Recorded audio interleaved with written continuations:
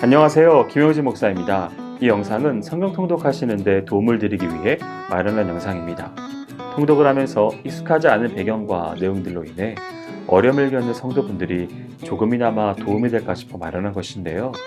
조금만 관심을 기울이시면 읽으시는데 유익이 있을 겁니다.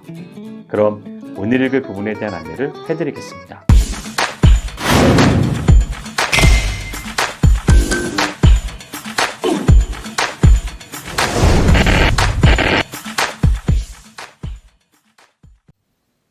오늘 읽을 본문은 잠언 16장에서 18장까지입니다. 16장은 의인과 악인의 생활 태도가 대칭적 구조로 비교 서술되어 지혜로운 자로 하여금 악한 행위를 버리고 의로운 삶을 살도록 유도하고 있습니다. 1절에서 9절에서의 강조점은 모든 일을 여호와께 맡기라는 것입니다. 하나님의 절대적 주권에 대한 인정은 성경이 가장 강조하는 신학 사상입니다. 인간이 아무리 똑똑하고 능력이 있다 하더라도 하나님과는 비교 대상이 될 수 없습니다. 살아가면 갈수록 느끼게 되는 바지만 우리가 아무리 훌륭한 것을 생각하고 계획할지라도 하나님께서 허락하지 않으면 우리는 궁극적으로 이룰 수 없습니다. 반면에 우리가 보기에는 도무지 안 될 것 같은 일이지만 최선을 다한 후 믿고 기다리면 하나님께서 기적적으로 이를 이루시는 경우를 보기도 합니다. 여호와께서는 우리 마음의 모든 것을 다 아시는 분이시므로 우리는 하나님의 손바닥 안에서 움직일 뿐입니다. 그러므로 우리는 만물을 주관하시는 하나님께 모든 것을 맡기는 훈련이 필요합니다. 10절에서 15절에서의 강조점은 지도자에 관한 것입니다. 지도자가 갖추어야 할 기본적인 자질은 정의의 확립입니다. 성경에서 이 정의의 근원은 여호와이시죠. 본문의 말씀대로 정의는 여호와의 소유이고 여호와께서 만드신 것입니다. 즉 여호와의 마음인 율법의 핵심은 정의의 실현입니다. 지도자는 정의를 사랑해야 하며 그 반대되는 불의를 미워해야 합니다. 단순하게 미워하는 것이 아니라 가증스럽게 여길 정도로 미워해야 합니다. 반대로 정의를 말하는 자, 옳은 말을 하는 자의 소리에 귀를 기울여야 합니다. 정의의 토대가 허약한 사회는 토대가 약한 집과 같습니다. 토대가 약하면 튼튼하고 큰 집을 지을 수 없는 것처럼 정의의 토대가 약한 사회는 발전 가능성이 낮습니다. 우리 사회도 정의의 토대가 매우 허약한 때가 있었습니다. 무질서했고 부정부패가 만연했고 공정의 규칙은 찾아보기 힘들 정도였죠. 1990년대 이후 정치적 민주화의 덕분으로 이런 것들이 많이 줄어들었습니다. 그러나 불의는 여전히 암초처럼 독버섯처럼 우리 사회의 곳곳에 숨어 삶의 발전을 가로막고 있습니다. 지도자는 사회의 정의를 세우는 데 관심을 기울여야 합니다. 또한 지도자는 아첨하며 칭찬하는 사람보다 진실을 말하고 비판하는 자의 목소리에 귀를 기울여야 합니다. 아첨하는 자의 목소리는 달콤하지만 궁극적으로 몸을 당뇨뼈처럼 만드는 것과 같습니다. 건강한 사람은 달콤함과 쓴맛을 함께 느끼는 자입니다.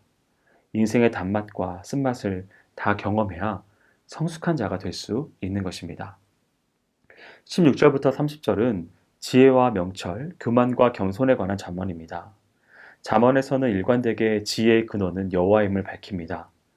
여호와를 경외함이 지혜와 지식의 근원이 됩니다. 본문에서 지혜와 명철은 악에서 떠나는 것이며 자기의 길을 묵묵히 가는 자라고 증거합니다. 사람은 누구나 자기가 걸어가는 길이 있으며 선택의 갈림길에서 고민합니다. 우리가 악한 길을 걸어가는 유일한 이유는 우리의 교만 때문입니다.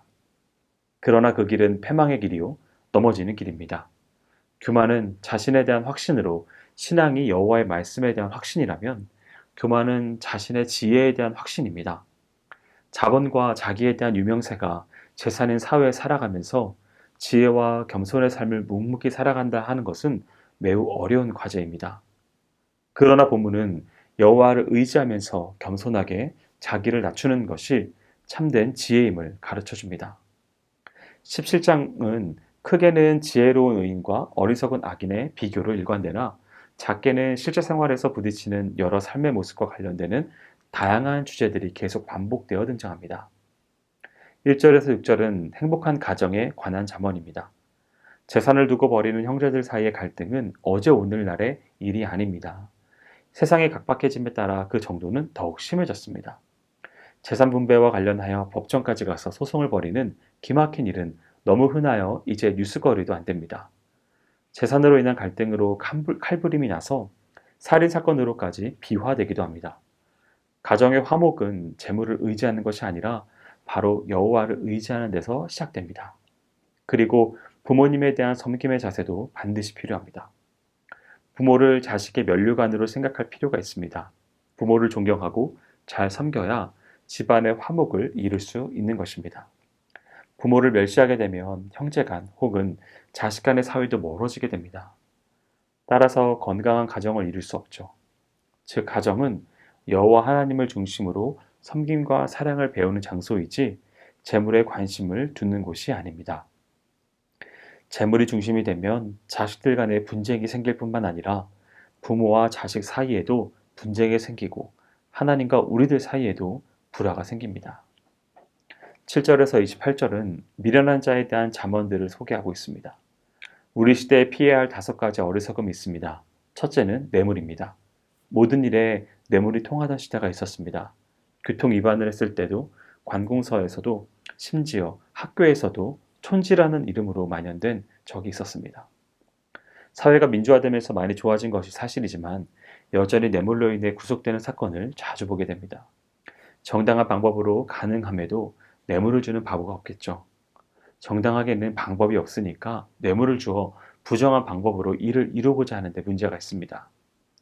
뇌물을 기계의 기름처럼 잘 돌아가게 하는 윤활유라고 해석하기도 합니다. 그러나 실상은 우리 사회의 토대를 썩게 만드는 기생충과 같은 것입니다. 둘째는 재판의 왜곡입니다. 정의를 정의롭다고 인정하고 불의를 불의하다고 선언할 수 있는 사회의 건설은 모든 지도자의 이상에 해당합니다. 재판의 공정함의 확보는 정의사회 구현의 근간에 해당합니다. 정의의 기원은 만물을 그의 법칙에 따라 지으신 여호와 하나님에게서 옵니다. 따라서 정의는 하나님을 아는 지식과 마음에서 옵니다. 그러므로 하나님의 법을 따르는 것이 정의이고 따르지 않는 것이 불의입니다. 셋째는 수다를 꼽을 수 있습니다. 말 많은 것 자체를 탓할 수는 없죠.